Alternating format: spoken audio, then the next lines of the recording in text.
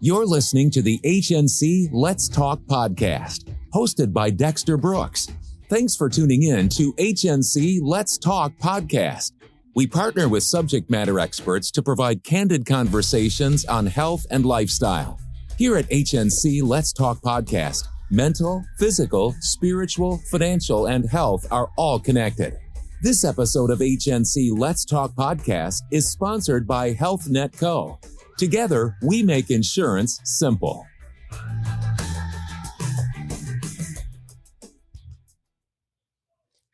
Hello, everyone. I'm Dexter Brooks. I'm your host today. Today is Friday, and it's been a hell of a week. And I think everybody knows what I was speaking of when I say that. I can say Corona time. But today we have a great guest on. Today his name is Demetrius Rayden Johnson. Demetrius is a licensed financial representative and public speaker.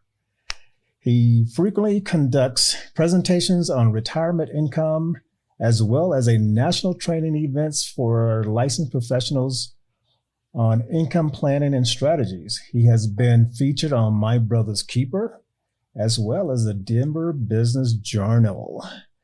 Demetrius, are you with me today?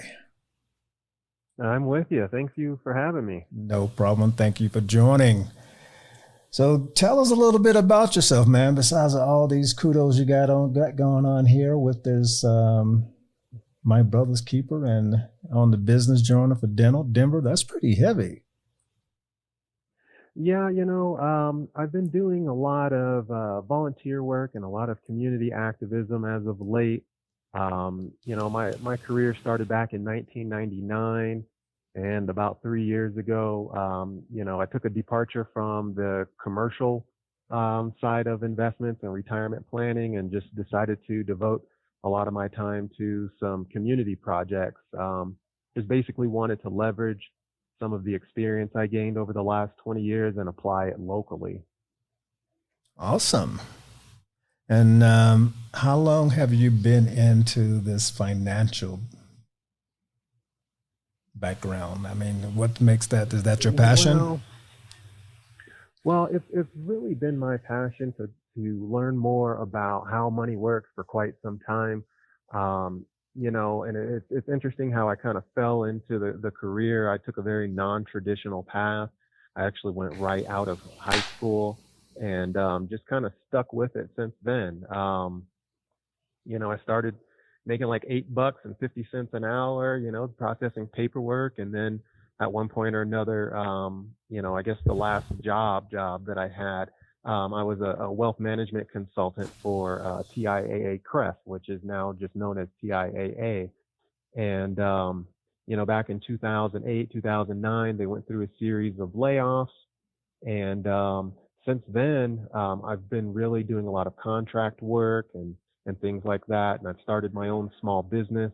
We really focus on educating the community about different wealth building strategies and leveraging the products that are out there, to the client's best benefit. And so I've redirected my energies from, helping high net worth clients working at a corporation to really sitting down and talking to people in the community and having workshops and those sort of things. And so it's been an interesting journey. I guess I kind of had a midlife crisis or something like that when I turned 40. And so I said, hey, do I want to continue down this corporate path, or do I want to really be engaged and help people out in the community? And I found a way to, start a small business and really try and do some impactful things here locally in Denver. And so far, so good.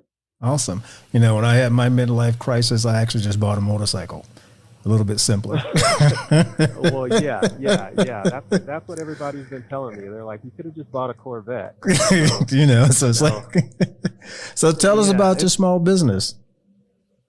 Well, the small business, originally I had set it up as an LLC, and, the goal was to just set up something to where, I could make money, right? Because after volunteering full time for like 3 years, I figured, hey, enough of this. Spent down some savings, spent down some retirement savings, and I got to a point in my plan where I said, hey, now it's time to start making some money. And when I set up my LLC, I said, that really doesn't speak to what I'm attempting to do. And I did some research and I actually reorganized my business to a public benefit corp, which is a B Corp, which is somewhere in between a nonprofit and like a C Corp or an S Corp, in that the goal is to make a profit. It's just a matter of what we're going to do with those profits. Those profits are earmarked to be reinvested back into communities locally. And unlike with a traditional, like a nonprofit, we're not in a position to where we're going to be asking for money. The business is self-sustaining. It's just that we're going to allocate the revenue or the net profits back into the community by way of an impact fund that is soon to be set up and just various projects that I'm working on. Wow. So now that we are in this tremendous downfall in the stock, as you know, and this is a little bit personally the way I look at it. I know the coronavirus is playing a little part of that, but I also feel like we was about to hit a recession point anyway. There always comes a point where that bubble does burst. And I think the virus sort of hit right before that bubble actually burst and sort of like sped it up a little bit. So I would have to agree. I agree with that 100%. As a financial advisor, more than less of a representative, I was an advisor. What do you recommend for people at this time? Do they invest? Do they pull out? I mean, I've known a lot of people been talking about pulling out. Do they reinvest and wait? Well, it really depends on your situation.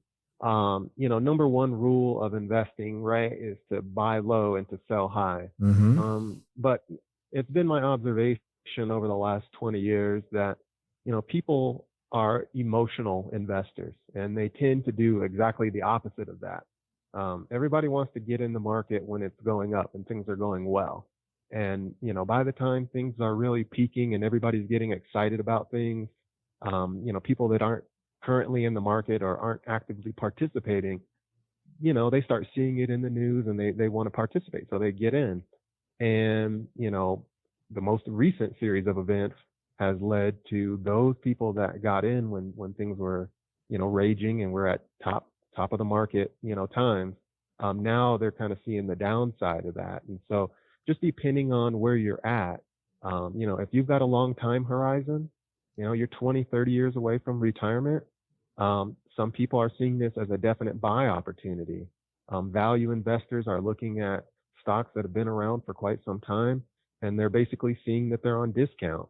Now, those people that, are right about to retire or set 2020 as a retirement year, those are some of the people that are going through more of the tough times because they're in a position to where they might have to put off retirement for a few years, Mm-hmm. or they might have to start drawing down their retirement at a slower rate than they had originally expected. So, just depending on who I'm talking to, when I talk to clients, we have enough buckets of money in different places to where they're not limited to having to pull money out of the stock market or their retirement account, their investment accounts necessarily. So, it's good to have that flexibility of having multiple buckets of money to pull from depending on what current market conditions are going on. So now there's so many different ways of investing. Can you shed some light on this, try to simplify that? I mean, like you got your 401ks, you got your Roth, you got this direct stock. It can be a little bit confusing and overwhelming for some people. Yeah, that's absolutely correct. When I first started in the industry and I started getting these securities licenses and things, one of the first things that I thought is that this information needs to be taught to people. There's some basic information that people need to know about. And, what types of investment vehicles and what tax advantaged investment products and vehicles are available to you is very important. And most people, their first experience with investing in the market revolves around an employer-sponsored plan, which traditionally tends to be a 401k plan, which is Yep. named after a tax code. Um, People wonder, why is it called 401k? It basically has to do with the IRS tax code. And, sometimes you put money in, they come out of your payroll, and sometimes the employer matches if your employer's in a position to do that. And so there's some free money to be had there. And 401ks they're starting to get, a lesser of a good name than they did. And that mainly has to do with some fees that people might not be aware of. But, all in all, if your employer is contributing or doing some sort of match, that's some of the only free money that you're going to get. So I generally encourage my clients to participate in any plan where they're getting free money. And so I generally like it, when people are participating in that 401k. And so, for the tax advantages and for that money that you're getting from your employer, you might as well take advantage of that. So, there's the 401k there. And then, there's traditional IRAs and Roth IRAs. And depending on when you want to be taxed on your money, a Roth IRA might be more suitable or traditional. Nowadays, people are really leaning towards that Roth IRA because, the money is put into an account. You've already paid taxes on that money. It's come out, out of your paycheck. And then, you have your paycheck, you cash it, and then you throw some money into this Roth IRA.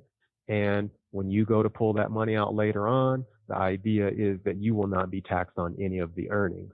And so, the opposite end of that, or the alternate side to that, is the traditional IRA, which is where, you're able to put money into this account, but you're able to reduce your adjusted gross income by the amount that you contribute to this IRA. And the benefit or the idea there was, and the traditional IRA came about first. It was created first. And so the idea was that, you're able to reduce your income and contribute to this IRA.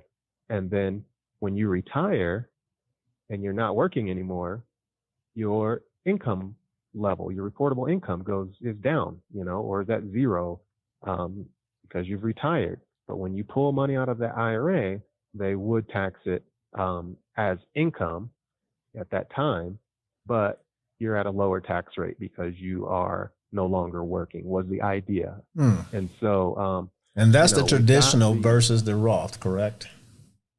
That's correct. That's the traditional versus the Roth. That's one of the most common questions that I get is, what's the difference between a traditional and a Roth? And it's very simple. It's just a matter of, do you need that tax reduction on your adjusted gross income, or is it more valuable for you to, already have been taxed on this money, put it into an account, and then not have to worry about being taxed on it later on, because we don't know what the tax laws are going to be in 20 or 30 years. Correct. And so to have the ability to pull out all your earnings from money that you made a long time ago is very beneficial, especially to young people, because they have time on their side. So can anyone invest into into the market, basically? Is there is there a certain age you have to be before you open up a Roth account? Is there a certain age you jump into the market? No, I think the earlier, the better. If you take a snapshot of the S&P 500 or the Dow, whatever index that you want to look at to determine the financial stability or growth of, the stock market and our economy, you take any 20-year period and it's going to be on and up. You're going to end on and up. Even, when you're looking at 2008, 2009, if you were to look 20 years prior to that, the market was still up. So, when you have time on your side, it's hugely beneficial. And so far as age goes, I recommend that people get started as soon as possible to participate in the economic growth of the country. to participate in it. We tend to want to be consumers and we want to feed into the system, but we also need to participate in the overall growth. Change the mindset of from consumer to investor. My grandfather would always say, invest in the things that you buy. Yep. And years and years later, I found some truth to that. Companies that we know have been around for some time, tend to be a little bit more stable. But so far as when you should invest, I mean, I've got a 12-year-old daughter. She has an account. So, awesome. By the time she's, 65, I can say with a fair degree of certainty that the market will be better off than where it is now, And so I think the sooner the better, especially in communities of color. I think that, I'm a big believer in that a rising tide raises all ships. And so, I think that as minorities, we need to participate in the growth of this economy. And it's quite timely that we're having this conversation now, because, everything's on sale. Yes, people are going through a lot of heartache and they're looking at their 401k accounts and it has been disrupted. But one of the great things about, say, for instance, a 401k plan is that you're putting that money in there systematically. That money's coming out every paycheck. Correct. And so when you are making purchases at the bottom of the market, that can be hugely beneficial. And plus, you don't miss it. You don't miss it. The money's coming out pre-tax, and it's always been coming out. You don't miss it. And so those people that invest consistently over long periods of time tend to fare better. Awesome. Now, when you think about investing and how do a person decide on what to invest in? Because you have stock that are domestic, you have stocks that are international. You have the mixture of different companies. What do you recommend? How would a person actually decide to do that? And that's where my job comes into place. I recommend that people seek the guidance of a licensed professional. Mm-hmm. Not your uncle, not some guy off of Facebook, not somebody, trying to sell something, to you. And, someone that you trust and that knows what they're doing. It's important to seek guidance. For people like me, it's my job to be looking at the market and paying attention to it and readjusting portfolios and that kind of thing. Most people, that's not their job. It's not something that they're actively thinking about. And so I recommend that people seek the guidance of a professional one way or the other. It's also important, in my opinion, that you seek the counsel of a fiduciary, someone who is obligated to act in your best interest. So that's basically what the definition of a fiduciary is. The person is basically obligated. They're obligated to do what's best for you. And so, awesome. It's been my experience, different people have different licenses. You have your Series 6 and your Series 7, and these are brokers, and their job is to help facilitate the purchase and sale of investment products. And they're paid a commission to do that. Okay. Just like your real estate broker or your car broker or whatever. These people are selling stocks or they're selling, whatever investment products. Now, at this time, they do not have a fiduciary responsibility. Okay. They're just a broker. They're just selling something and getting a commission, which is fine. There's nothing wrong with that. But there are people that have like a Series 65, which is an investment advisor's license, which is different than a broker, or even life insurance agents are considered fiduciaries. These are people that, again, are obligated to do what's best for you. They're not there just to help facilitate the purchase and sale of something and to collect a commission. They, you might pay an investment advisor, a fee, or they might charge you a percentage of assets that that they're managing for you. And that's one of the challenges that I ran across in dealing in minority markets. And that's one of the reasons why I started my business, was because the compensation structure is not conducive, in my opinion, to having investment advisors or people that are, you see CFP, which is a certified financial planner, after people's names.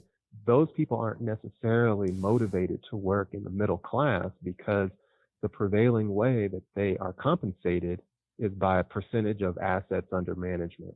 And so, you come to an investment advisor with $50,000 and they're charging you 0.5% or 1%, and they're not making very much money annually off of you. So consequently, they tend to hold themselves out as wealth management consultants, or, whatever title, arbitrary title they want to give themselves. But, because of their compensation structure, they're in a particular model and have to deal with a particular type of client. And, those people that are Series 6 and Series 7, while they're able to help facilitate the purchase and sale of investments, they're not someone that is generally going to be looking at overall financial well-being. Gotcha. That's pretty interesting, because most people don't think about where to go or how to get started, more or less. Now, if someone wants to come into looking for an advisor, looking for you as an advisor, what is it they need to bring to get started if they wanted to invest? Well, if they were wanting to invest with me, and again, my platform is a little bit different than most, and I think it's very important that clients are aware of how their advisor is compensated. I think that's extremely important, okay? And so for me, because I deal with middle America, I've chosen to position things in such a way that I'm compensated through the life insurance products that I place with clients, because I feel like, after 20 years in the industry, I really feel like when you build a solid financial plan, that life insurance must be included in that.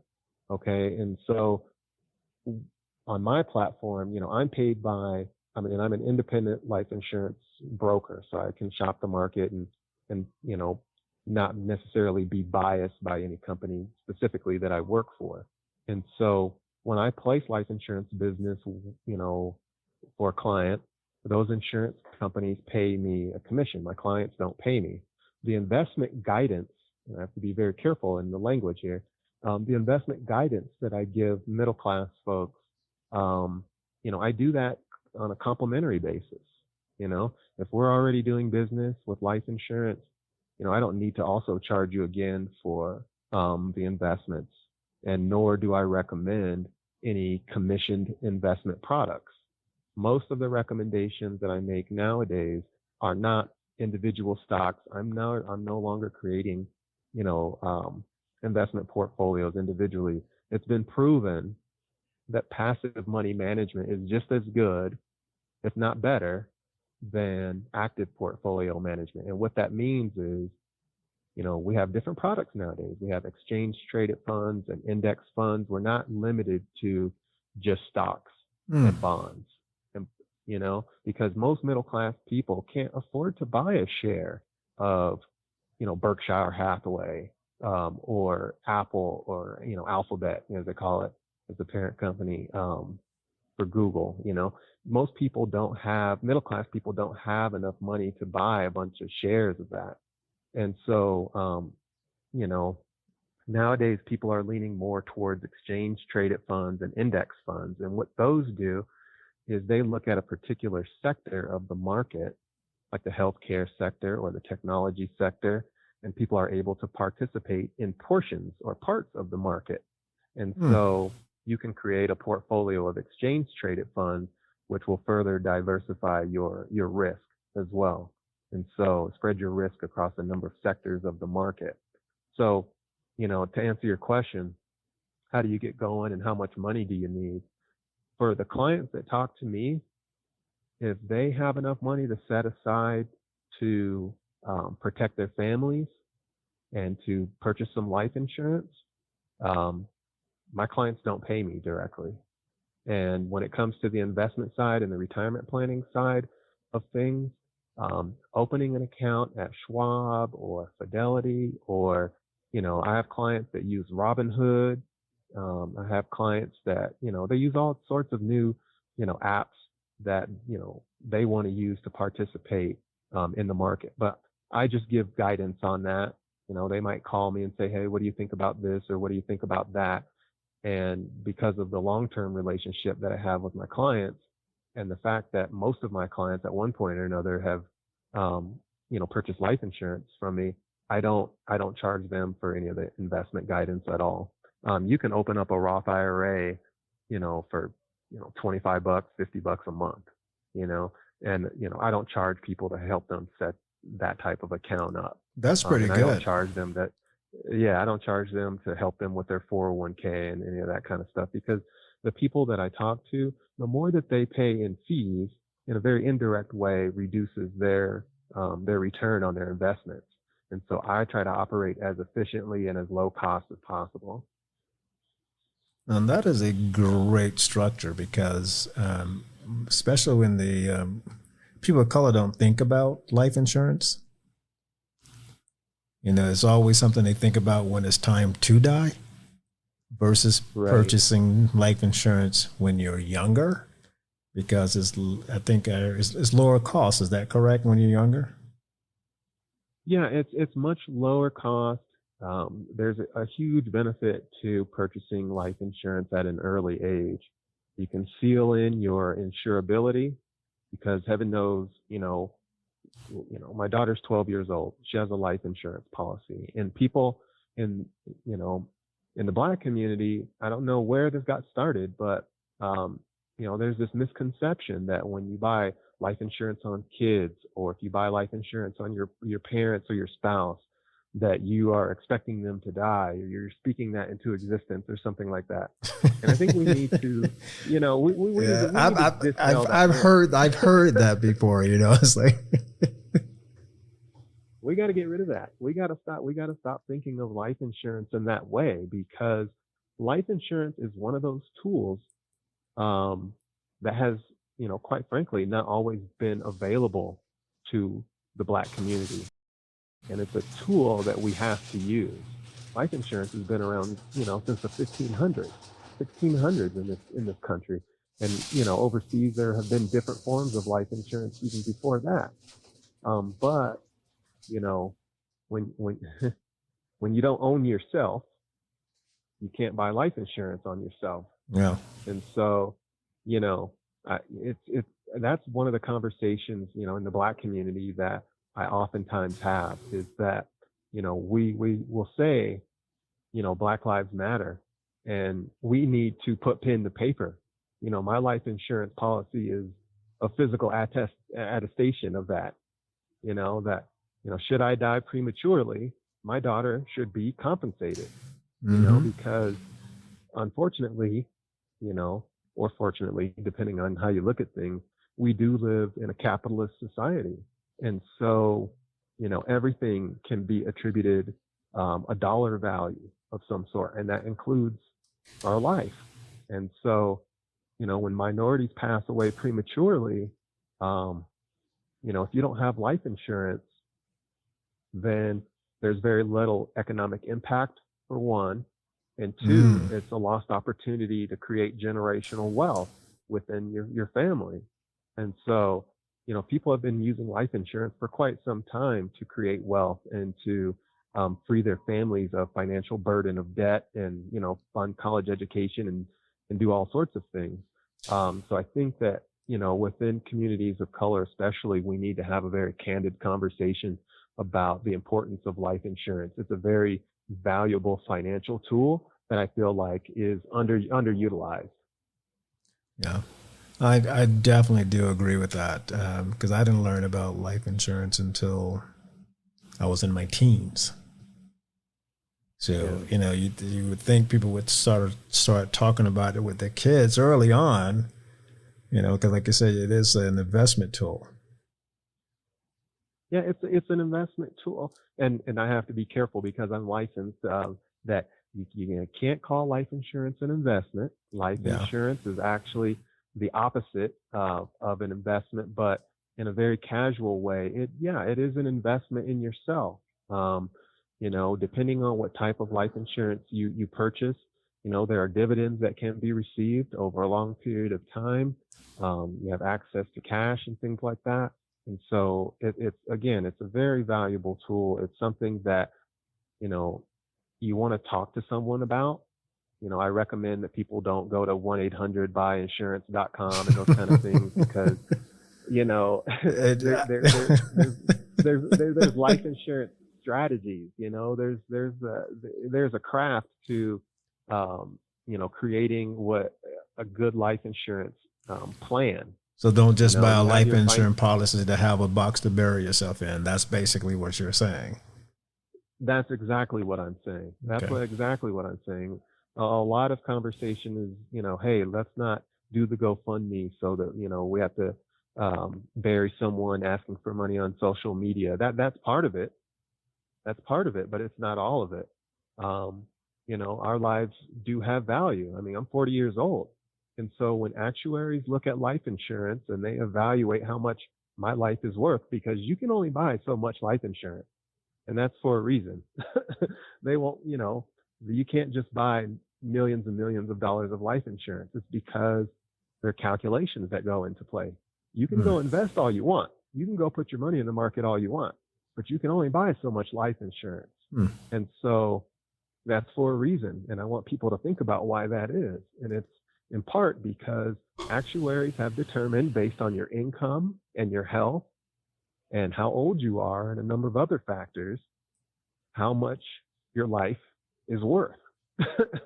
And so now I understand life insurance is underwritten, so it's better. I would say, do you think it's better for people to buy it at a younger age because there's no pre-existing that's listed? Exactly. And I think that to get back to the question that you asked before, that we're talking about with investing or buying life insurance on kids. Absolutely. When you buy life insurance at a young age, you're sealing in your insurability, because you get to 40, 50, 60 years old, you may not be able to buy life insurance. You go to the doctor and, you've got a cough, or you got something, and they diagnose you with something. Think about this, not to cut you off, but this is a good point in time because we're now under a national emergency. Right. And we're under a national emergency for a coronavirus. Right. And if you think about the amount of people that they say will be affected by this, so if a person gets affected by this, never had insurance, say they're 40 years old, never had insurance, end up getting placed into the hospital, then they pull through the virus, they go back out, they get back into their life, then they want to purchase insurance. Doesn't that put a red flag on their insurance? Absolutely it does. What happens is life insurance companies have a direct connection to the health insurance. I don't know. They call it the MIB. Medical Information Bureau. Yes, not the Men in Black, but the Medical Information Bureau. Yes. They're kind of like the Men in Black in that, they know a lot of stuff about you. And so when you go buy life insurance and you've been hospitalized, they're going to say, oh, what's been going on with you? And so the actuary and the life insurance company, their whole job is to help, assess risk to the company. And so, when you go buy homeowners insurance or car insurance, you don't do that after you've been in an accident or while your house is on fire. You don't go buy homeowners insurance. They're not going to cover you. And the same stands true for yourself.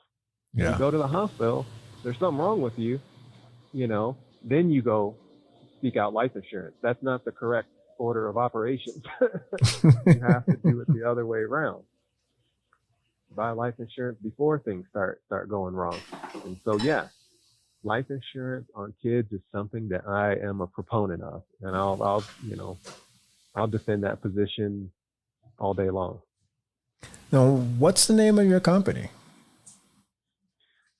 The name of my company is called D Squared Financial Group, and we are located in Denver, downtown Denver, and basically we are a group of financial professionals that specialize in various disciplines.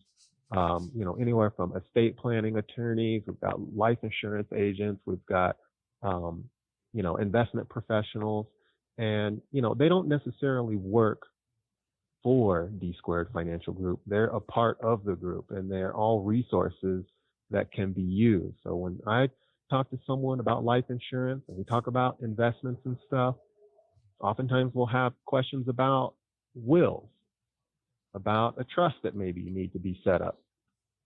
I know about trusts. I know about the importance of having a will, but I don't help to facilitate that.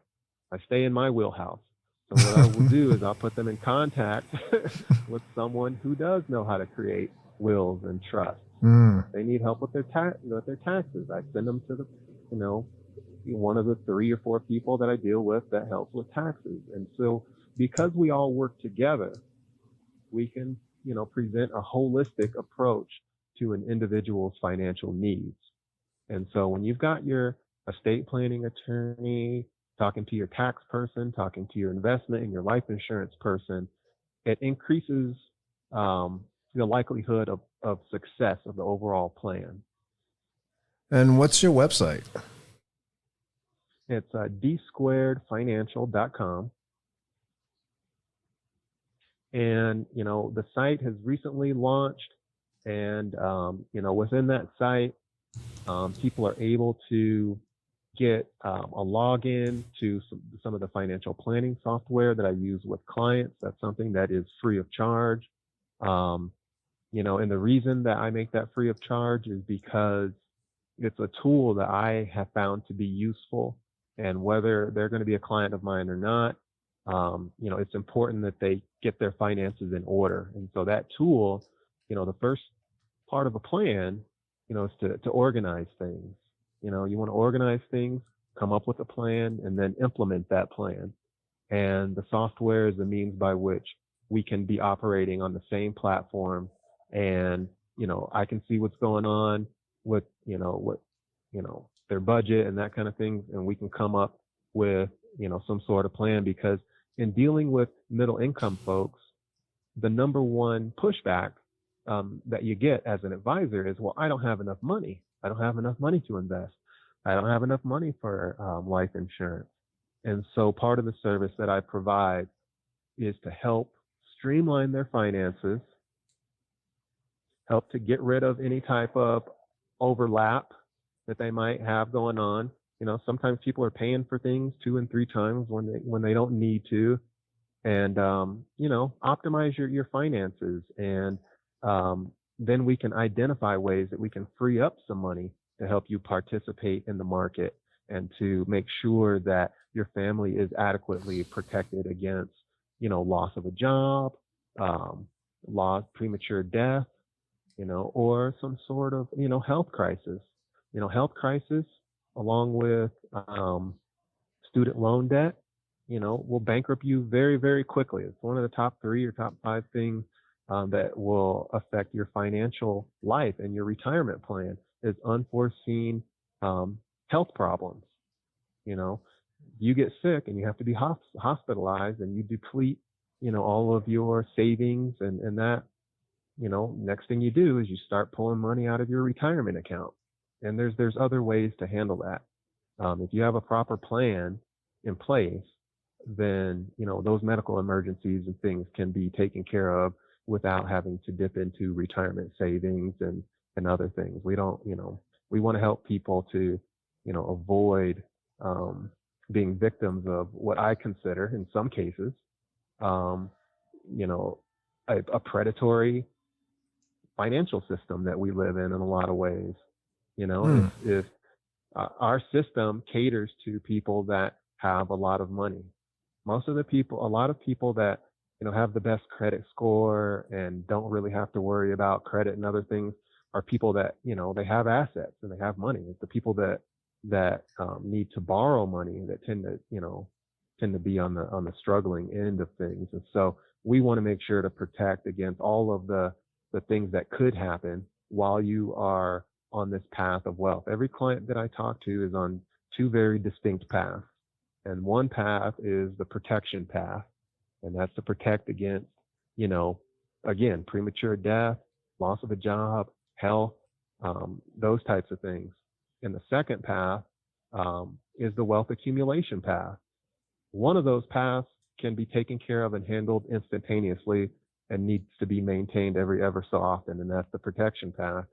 The wealth accumulation path is something that happens over, a long period of time. You don't just put some money into an investment account and then all of a sudden, you have enough money to retire. It takes time. The protection piece is something that can be put into place instantaneously. So I don't even, I generally don't even take on clients or give investment guidance to clients that don't have life insurance as part of their plan in one way or another. Got you. Now, I understand that you've been working on a very, very special project. Oh, yes. You want to share a little bit about that with us today?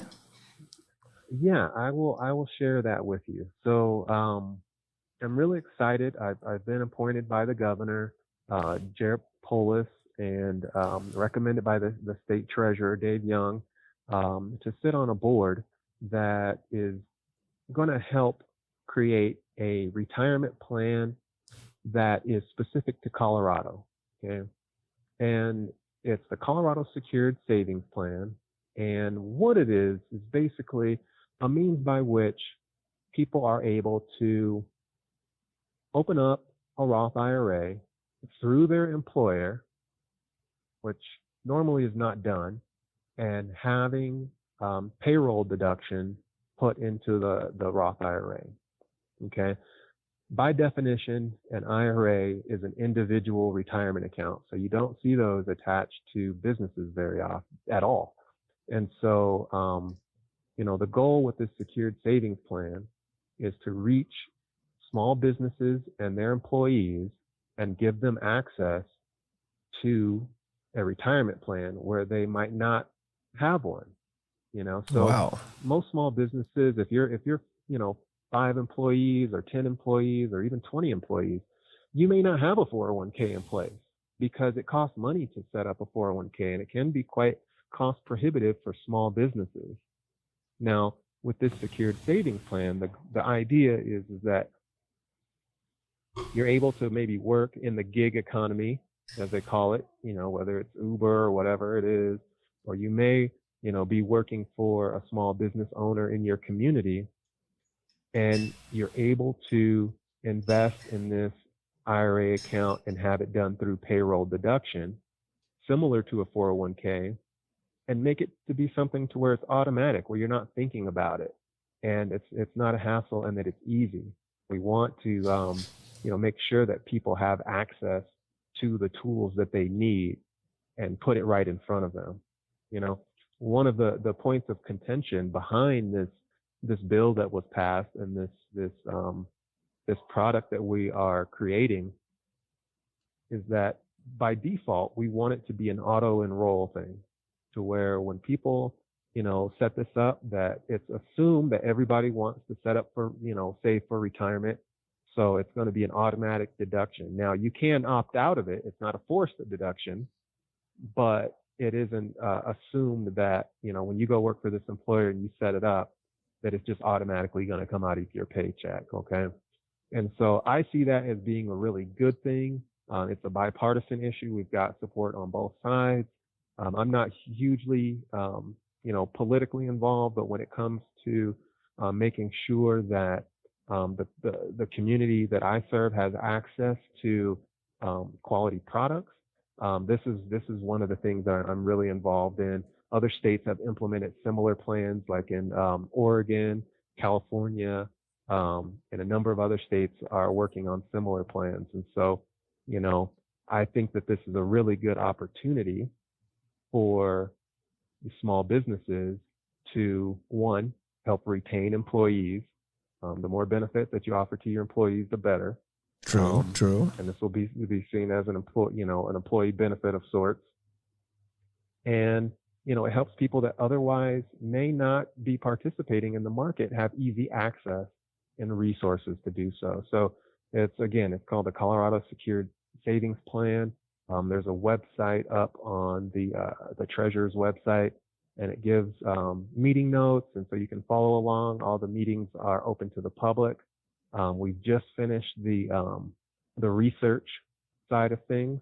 So we were charged, our board of directors, or the board, was charged with researching 3 different types of models that might be appropriate for Colorado, and then also doing research on, or causing research to be done on the cost of doing nothing.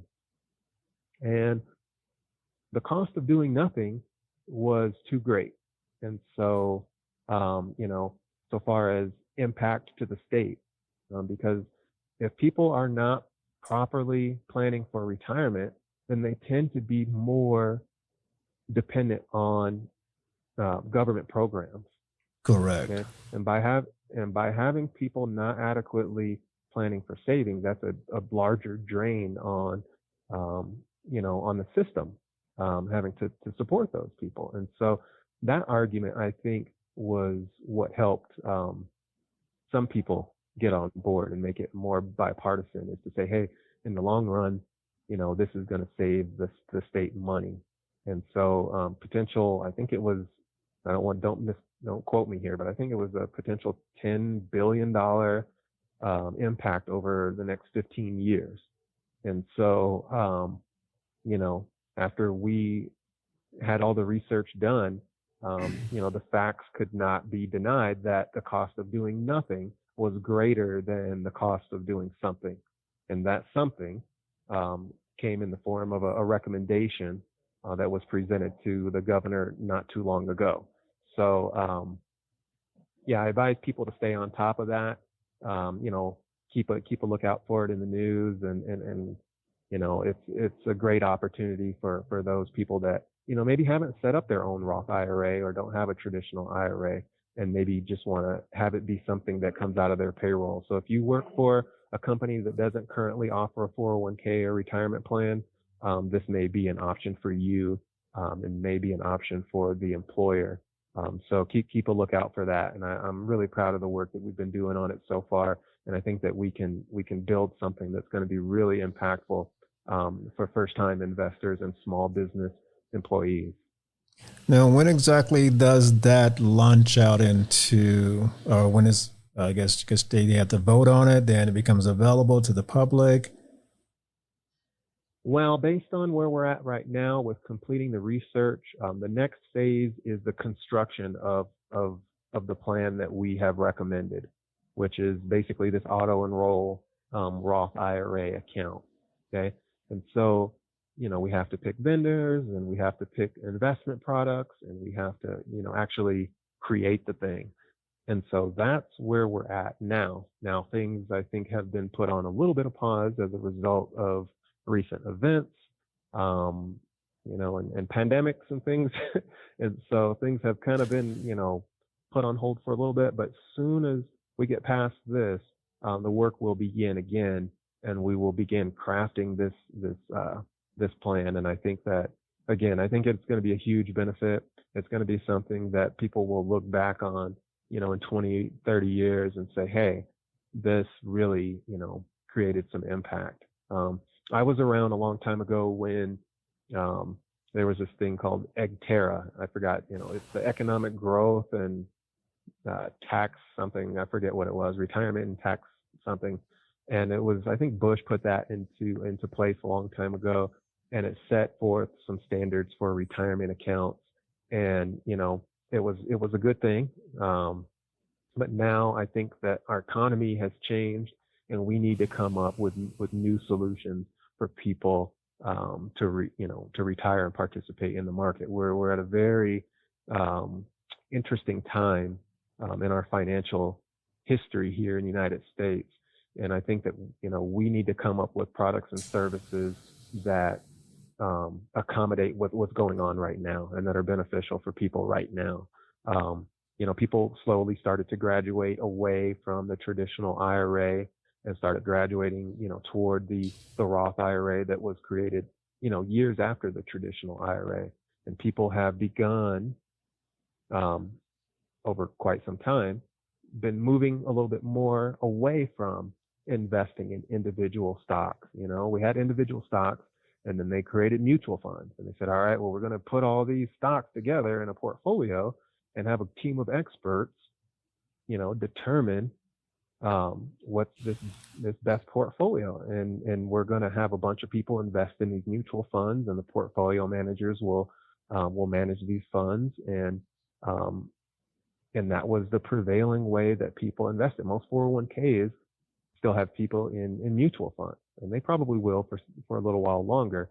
But now people are starting to pay more attention to those index funds and the exchange traded funds, because there aren't individuals, human beings, managing these portfolios. It's all done by computers, and what they're doing is they're mirroring that market. They're mirroring that sector of the market, and it's done electronically. And so consequently, the overhead is a lot less on exchange traded funds and index funds. It costs less to invest in them than it does your average mutual fund. And so I'm seeing this shift from mutual funds into exchange traded funds and into index funds. And so, we just want to be cognizant. We want to make sure that people are using the most beneficial tools. We don't want here in 2020, 2025, people still using, outdated investment products and not being as efficient with their dollars as they can. As things get more competitive and more companies enter the industry, it drives the price down. And so even investment advisory prices go down. We've seen trading costs go down. There was a time where I worked at Charles Schwab, and, they would say, hey, we could do away with trading commissions altogether if we wanted to, because they're compensated in a number of different ways.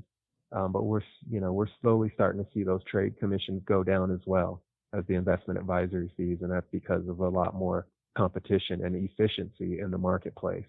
So I definitely advise that people, educate themselves on what's available to them, and then also make sure to partner with someone that you trust that has some experience. It's so important. It's so important that you talk to someone that has experience, because when I first got into this industry and I said, hey, I want to build a book of, there was a time where I said, hey, I want to build a book of business. It was right in the middle of a 20-year career or so.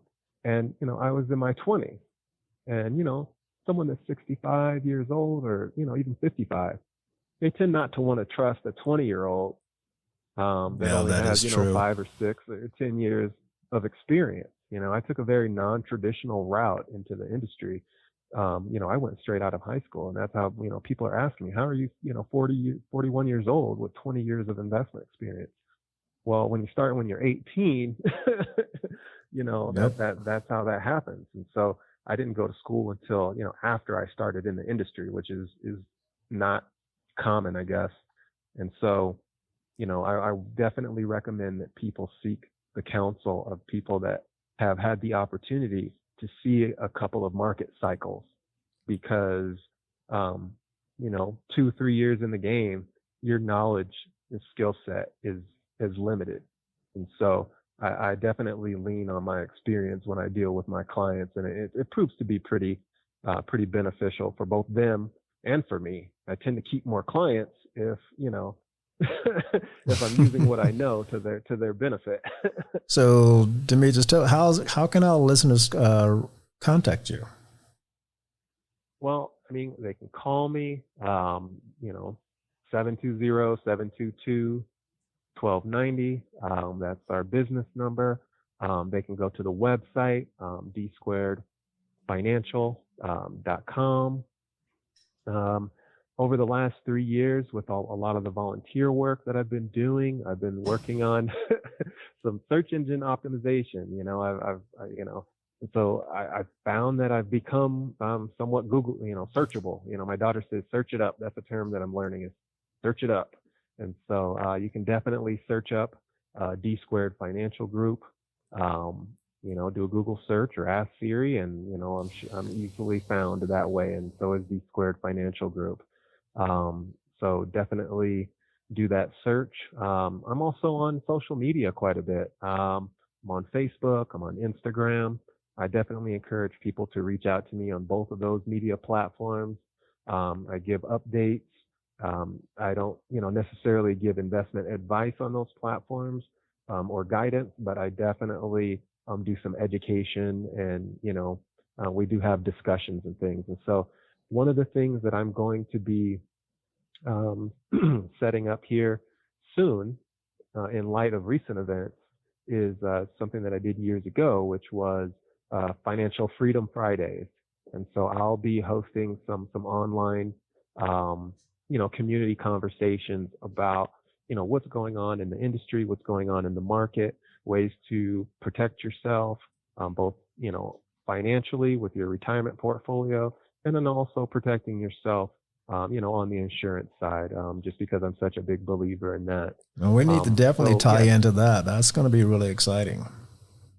Yeah, it's going to be cool. I want it to be, something that's interactive, that people can ask questions, because, sometimes I take it for granted that, most of all of my adult life has been dealing with investments in retirement planning and life insurance. And so, sometimes I just assume that people know certain things, and that's something that, I have to train myself to not do, because most people don't know, about how the stock market works, the difference between stocks and bonds, and the difference between pre and post-tax contributions, and tax, being taxed now and tax deferred.